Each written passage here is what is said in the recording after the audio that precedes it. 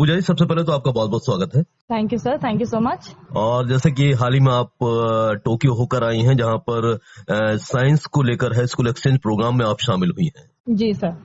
बताएं इस कार्यक्रम की रूपरेखा क्या थी, क्या प्रोग्राम था ये? सर, ये प्रोग्राम बेसिकली एक एक्सचेंज प्रोग्राम था जिसमें इंडियन स्टूडेंट्स को अलोंग विद जापानीज स्टूडेंट के साथ एक्सचेंज करना था अपनी साइंटिफिक नॉलेज को। And along with India, China, Egypt, Korea, इन जगहों से भी स्टूडेंट्स आए हुए थे, साउथ अफ्रीका। एंड मैं एज ए सुपरवाइजर गई हुई थी इस प्रोग्राम में। और मध्य प्रदेश से आप एकमात्र शिक्षिका थीं जो इस कार्यक्रम में शामिल हुई। और पूरे भारत के लगभग कितने शिक्षक शामिल थे इसमें? जी साहब, पूरे भारत से 6 शिक्षक शामिल थे और 2 MHRD के ऑफिशियल्स थे, सेक्शन ऑफिसर्स थे, वो हमारे साथ गए थे। तो ओवरऑल 8 सुपरवाइजर्स हम हो गए थे यहाँ से थ्रू इंडिया। और 54 स्टूडेंट्स थे ऑल ओवर इंडिया। ओके। तो जैसा कि सभी जानते हैं कि जापान साइंस एंड टेक्नोलॉजी के मामले में काफी अग्रणी है और कई नवाचारों पर भी काम कर रहा है। इस एक्सचेंज प्रोग्राम में कौन कौन से बिंदुओं को लेकर आपने वहां पर कार्यक्रम किया और कौन कौन सी बातों पर फोकस किया? मेनली मैंने ये नोटिस किया कि वहाँ के जो साइंस एंड टेक्नोलॉजी है वो सिर्फ बुक तक सीमित नहीं है, वो बच्चों के रियल लाइफ से जोड़ दी गई है। तो वहाँ पे जो हम लोग एक जगह हमने हाई स्कूल विजिट किया, Mikai high school, which is one of the popular high school in Japan. तो वहाँ पे स्टूडेंट्स को ग्रुप में डिवाइड कर दिया गया था। हम एज अ ऑब्जर्वर गए थे, स्टूडेंट्स एज अ लर्नर गए थे वहाँ पे। उनको डिफरेंट कैटेगरीज में डिवाइड कर दिया गया था, डिफरेंट क्लासेस में। तो एक मुझे बहुत इंपॉर्टेंट एंड बहुत इनोवेटिव चीज लगी, उनका एक सब्जेक्ट कह सकते हैं, थ्योरी ऑफ नॉलेज। तो थ्योरी ऑफ नॉलेज में बच्चों को, जैसे ग्रेविटी वाला टॉपिक है, तो उनसे ये कहा गया था कि आप भूल जाएं कि ग्रेविटी की वजह से चीजें गिरती हैं, आप ये कॉन्सेप्ट खुद सोचें कि ऐसा क्यों होता होगा। तो बच्चों को वो कॉन्सेप्ट, पढ़ी हुई चीज नहीं पढ़ाई जा रही है, बच्चों को कॉन्सेप्ट कंस्ट्रक्ट करने बोला गया कि आप उसे खुद निर्माण करें, उस विचार को खुद निर्माण करें, उस साइंटिफिक कॉन्सेप्ट को खुद बिल्ड करें।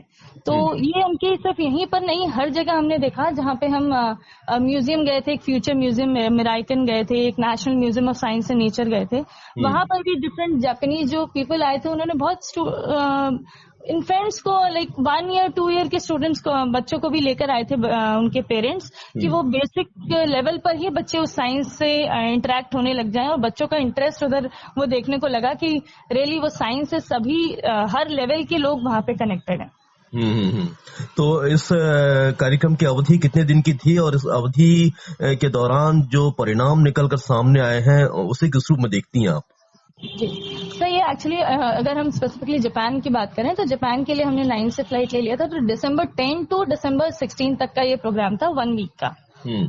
एंड ये बेसिकली बच्चों का जो रुचि, हम कह सकते हैं, interest toward science and technology, जब जाने में और रिटर्न में जो मैंने बच्चों से बात की, इसमें समझ में आया कि बच्चों का जो इंटरेस्ट था टुवर्ड साइंटिफिक रिसर्च और साइंस एंड टेक्नोलॉजी के बीच में, वो इतना ज्यादा इंक्रीज हो गया। और बच्चे ये थे कि भले हम फॉरेन में स्टडी के लिए जाएंगे, साइंस एंड टेक्नोलॉजी को स्टडी करके आएंगे, लेकिन उसको इंडिया में हम इम्प्लीमेंट करने की कोशिश करेंगे। इंडिया ऑलरेडी काफी अग्रसर है इस मामले में, लेकिन उसको और एक लेवल आगे ले जाने का, एक हाई एंड पे लेके जाने का बच्चों का जो सपना था वो उजागर हुआ और उस पर बच्चे जरूर काम करेंगे, ऐसा मैंने उनके एंड में वो चीज पाई उनके अंदर। हाँ पूजा जी, बिल्कुल आपने सही कहा कि लगातार भारत विकसित देशों की तरफ अपने कदम बढ़ा रहा है और विज्ञान एवं प्रौद्योगिकी को लेकर यहाँ पर काफी बड़े स्तर पर काम हो रहा है, नए नए स्टार्टअप यहाँ पर आ रहे हैं।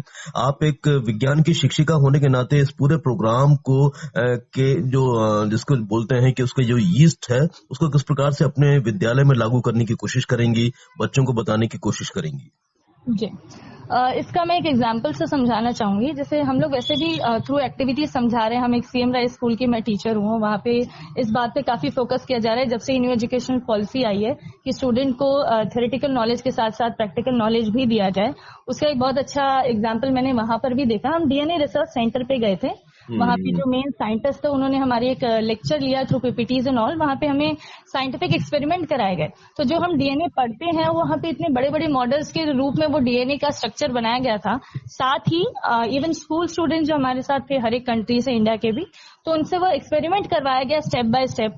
वो बच्चे एकदम स्क्रैच से उन्हें बताया गया, बिल्कुल जैसे बिल्कुल आइडिया नहीं होगा वो भी स्टेप बाय स्टेप उनकी बेसिक अंडरस्टैंडिंग ले पा रहे थे। तो थ्रू डिफरेंट स्टेप्स उन्होंने हमें डीएनए को एक्सट्रैक्ट करना सिखाया, और वहीं लाइव उनके साथ साथ उन प्रोफेसर जो रिसर्चर्स थे उनके साथ हमने वहां पे डीएनए एक्सट्रैक्ट किया, और उसका मॉडल हमने उसकी फोटोज क्लिक करी, सारी डिटेल्स रखे।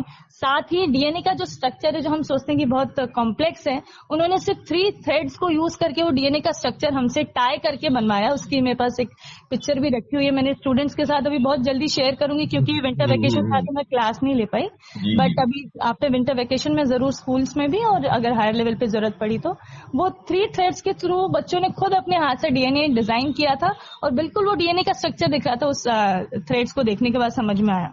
और बहुत सारी जो डीएनए के अंदर बेस पेयरिंग्स होती हैं उसकी एक पूरी डिक्शनरी रखी हुई थी वहां पर, उसको एक्सप्लेन किया गया। और माइक्रोपिपेट एक बहुत हैवी इंस्ट्रूमेंट होता है, लाइक करोड़्स में उसकी अमाउंट था, उन्होंने हर एक बच्चे को और टीचर्स को वो हैंड ओवर करने के लिए दिया था, उसको हमने यूज किया एंड देन उसे रिटर्न किया। तो ये सब चीजें जो मैंने देखी कि बच्चों ने सिर्फ जो डीएनए पढ़ रखा था नोटबुक्स में, बुक्स में, उसको जब उन्होंने इस तरह से प्रैक्टिकल नॉलेज के साथ जब उन्होंने उसको पढ़ा तो उनके फेस पे एक अलग स्माइल थी और एक अलग इंटरेस्ट साइंटिफिक फील्ड में देखने को मिला जब उस प्रोग्राम के एंड में। तो वो एक बहुत बड़ा एक एग्जाम्पल के थ्रू मुझे लगता है कि प्रैक्टिकल नॉलेज से बहुत ज्यादा कनेक्ट किया गया वहां पे, और वही चीज हम इंडिया में जरूर लाएंगे। प्रैक्टिकल हम कर रहे हैं बट उसको एक और हायर लेवल पे लेके जाएंगे और हर एक चीज को बच्चों के रियल लाइफ से कनेक्ट करेंगे। In school also like after vacations मैं जरूर ये एक्टिविटी कराऊंगी और एक्टिविटी से साइंस को जोड़ूंगी। मतलब ये कहना चाह रही हैं आप कि खुद करके देखें तो हम विज्ञान को अच्छी तरीके से समझ सकते हैं, और प्रैक्टिकल पर ध्यान देना भी बहुत महत्वपूर्ण एक पहलू है इसका। पूजा जी, आपको कुछ लगा कि कुछ आप ऐसे नॉलेज वहां पर लेकर गई थी शेयर करने के लिए जो जापान में वहां पर जो प्रतिभागी शामिल हुए थे उनको नहीं पता थे, और जब आपने बताया तो उनको आश्चर्य हुआ और जानने का मौका भी मिला? जी, स्पेसिफिकली जिस स्कूल में हम हैं यहाँ पे एनईपी का न्यू एजुकेशन पॉलिसी का काफी हद तक इम्प्लीमेंटेशन शुरू हो चुका है। तो जापानीज हाई स्कूल में हमने देखा जो रोबोटिक्स वाली एक क्लास चल रही थी, तो उन्हें और एक क्लिकर वाला जो हमारे यहाँ चीज शुरू हुई, क्विज काइंड ऑफ होता है मिडिल स्कूल में स्पेसिफिकली 6 to 8 क्लास में।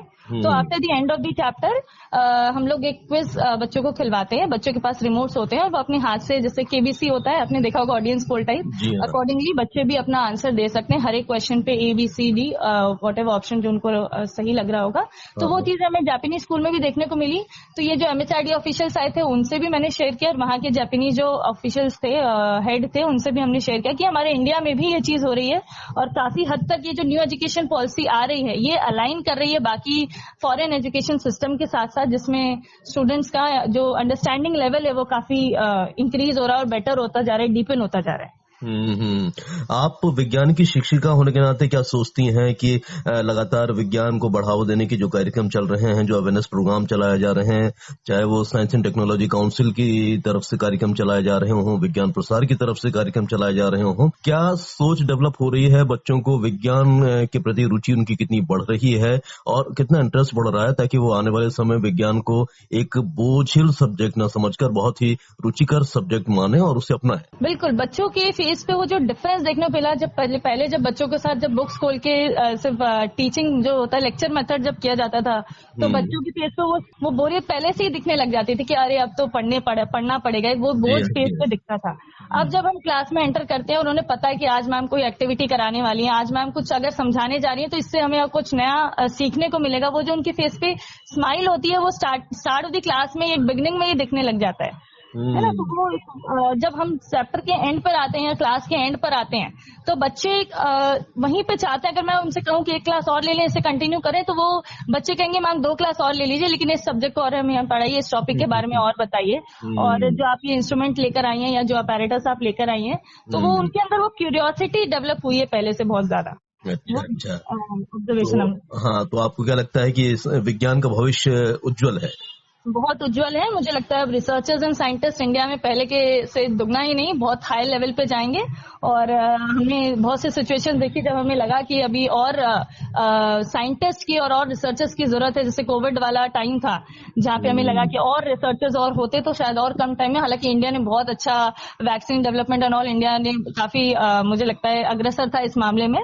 ओवरऑल। बट मुझे लगता है और रिसर्चर्स एंड साइंटिस्ट अगर होते तो और हमारा जो कैंपेन था वो और स्पीड अप होता और बहुत जल्दी होता। तो वो मुझे लगता है अब वो दिन दूर नहीं जब इंडिया भी साइंटिफिक कंट्रीज में काउंट होने वाला है। तो इस तरह के एक्सचेंज प्रोग्राम और हो, उसके लिए आपको क्या क्या मशवरा है कि ये कितने महत्वपूर्ण साबित हो सकते हैं? बिल्कुल, इसके लिए मुझे लगता है कि एक पहले तो अवेयरनेस बहुत जरूरी है, क्योंकि जब हम रिटर्न आए तो सबसे पहले सबका क्वेश्चन यही था कि यहाँ पहुंचे कैसे, क्या हुआ।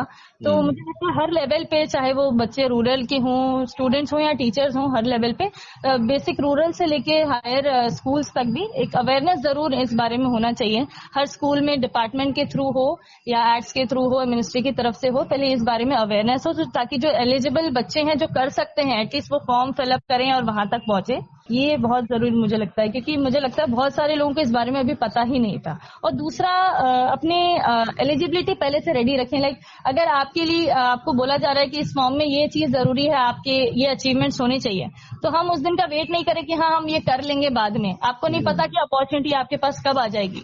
तो हर लेवल पे आप अपने आप को तैयार रखें, चाहे वो कॉम्पिटेटिव एग्जाम्स हो। जैसे मेरा गेट क्वालिफाइड था इन केमिस्ट्री, मेरा मास्टर्स केमिस्ट्री में है, और बहुत सारी ऐसे अदर अचीवमेंट्स थे। मेरा गोल्ड मेडलिस्ट हूँ मैं एमएससी में।